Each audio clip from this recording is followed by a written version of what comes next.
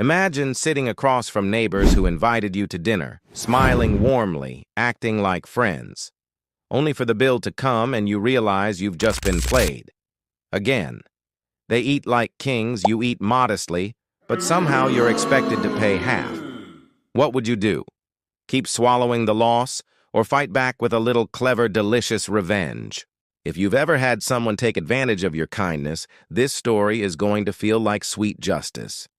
Hit that subscribe button, drop a like, and share your own dinner scam stories in the comments. I want to hear them. Now let's dive in. Back when my wife and I lived in upstate New York, we had what seemed like a nice older couple living right across the road. For privacy's sake, let's call them Joey and Linda. They were at least a dozen years older than my wife, and back then we thought, naively, that building a friendly relationship with neighbors was always a good idea. So one day, Joey suggests dinner. My wife and I thought, perfect, a chance to be social. Why not? We had no idea what we were walking into. That first dinner was at a local Italian spot Joey absolutely raved about. Now, here's the thing about my wife and me. We're not big eaters. We don't order much, and we rarely drink when we're out. Safety first. And my wife never cared much for alcohol anyway. So naturally, we ordered modestly. One starter to share, 2 mains, and that was it. But Joey and Linda? Oh, they went all out. Drinks, their own starters, big entrees, and of course, dessert. The check came, and here's where the scam revealed itself. Joey grinned and said, "We'll just split it down the middle." Now, splitting the bill is fine, when everyone eats about the same. But in this case, we were covering nearly half of their feast. And just to make it sting more, they tipped on the low side, so we ended up quietly paying the difference. It wasn't an outrageous amount that night, but the principle? Oh, it gnawed at me. Still, I thought, maybe it was just this once. Spoiler alert, it wasn't. A couple weeks later, Joey invites us out again, this time to a place along the Hudson River. Beautiful view, decent menu. But before we sat down, I pulled Joey aside and said, "Look, we're light eaters. Let's just pay for what we order." He gave me this confused look, like I'd just asked him to split the atom, but he reluctantly agreed. Dinner was less painful this time, but the pattern was clear. Joey and Linda were professional moochers. Then came the Chart House. If you know it, you know it's a pricey place. Same routine.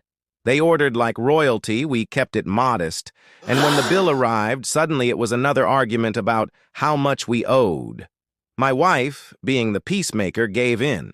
We paid closer to half again, plus a proper tip, because clearly Joey wasn't about to.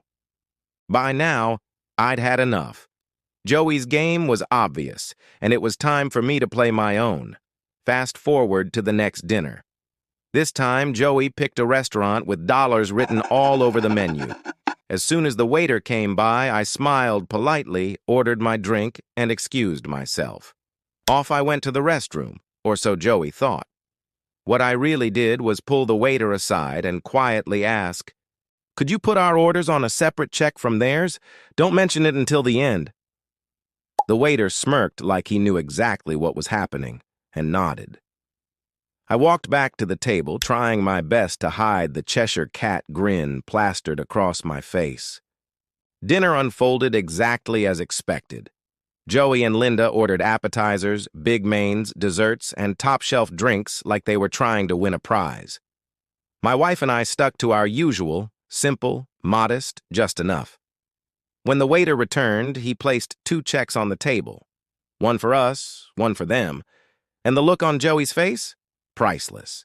His grin collapsed, replaced with fury. His face turned beet red, like someone had just pulled the rug out from under his scam. For the first time, he saw exactly what he and Linda had been pulling, and he hated it. Our bill? Barely a fraction of theirs, and this time, no amount of side-eye, sighs, or fake confusion could rope us back into paying for their gluttony. Justice served hot. After that, things were tense across the road. Joey still tried to chat casually, pretending nothing had happened, but the scam had been exposed. A few months later, he suggested dinner again. But by then, my wife and I had learned. We'd get stuck in traffic, lose cell signal, or simply say, "Go ahead and order without us." Translation: enjoy your feast, but don't expect us to foot the bill. Whether they actually ate at those restaurants without us, I'll never know. But one thing's certain. They never got another free ride off us again. Here's the thing about moochers. They thrive only as long as you play along. The second you stop, the game ends. And honestly, that moment when Joey's face fell, realizing the free dinners were over, that was worth every penny we ever overspent. So, what do you think? Was separating the check the perfect move, or would you have done something different? Drop your thoughts in the comments. I'd love to hear your revenge stories.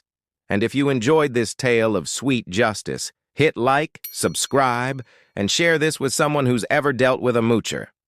Until next time, remember, karma is always on the menu.